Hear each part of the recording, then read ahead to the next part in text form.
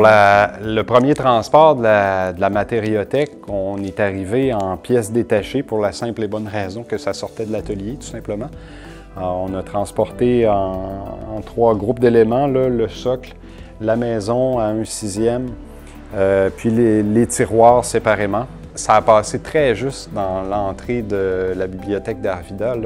Ça impliquait d'augmenter le degré d'ouverture de la porte là, pour arriver à passer. Mais par la suite, le transport va probablement être moins forçant aussi là, parce qu'on va profiter du socle qui est sur roulette pour pouvoir déplacer l'objet.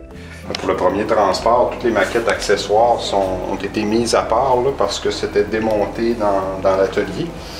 Mais pour les transports ultérieurs, on va transporter d'une seule pièce. Là, on va juste prendre la peine d'enlever les tiroirs pour enlever du poids à l'ensemble. Mais par la suite, le transport va probablement être moins forçant aussi là, parce qu'on va profiter du socle qui est sur roulette pour pouvoir déplacer l'objet. Le bon usage de la matériothèque, disons, quand on entre à la bibliothèque, le premier coup d'œil est peut-être assez frappant. Là, on arrive en face du module principal, la maquette à échelle 1/6. Si on en fait le tour, on va voir des maquettes accessoires, beaucoup en vraie grandeur, d'autres à 1/6 aussi. Puis sur le socle, ils vont être identifiés par des inscriptions qui décrivent avec la bonne terminologie les matériaux qu'on emploie dans le site patrimonial d'Arvida, du moins ceux qui sont favorisés. C'est peut-être une coquetterie, là, mais j'ai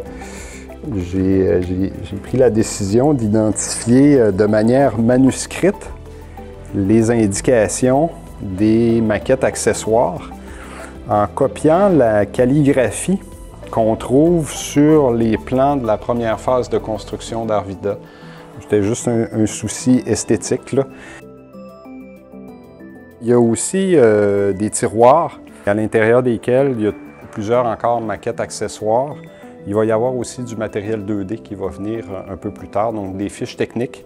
Les fiches d'aide conseil à l'innovation patrimoniale qui existent déjà vont être disponibles dans ces tiroirs-là. Quelqu'un qui entre, en fait le tour, voit les inscriptions, la personne peut elle-même ouvrir les tiroirs, consulter l'information supplémentaire qu'il y a à l'intérieur, tout en prenant bien soin de rien déplacer, évidemment, là. Il est sur roue, mais une fois que sa position est définitive, qu'on a établi exactement où on le veut, on peut tout simplement retirer les cales qui sont là, des 2 côtés, qui fait que l'objet repose sur son socle et non plus sur ses roues.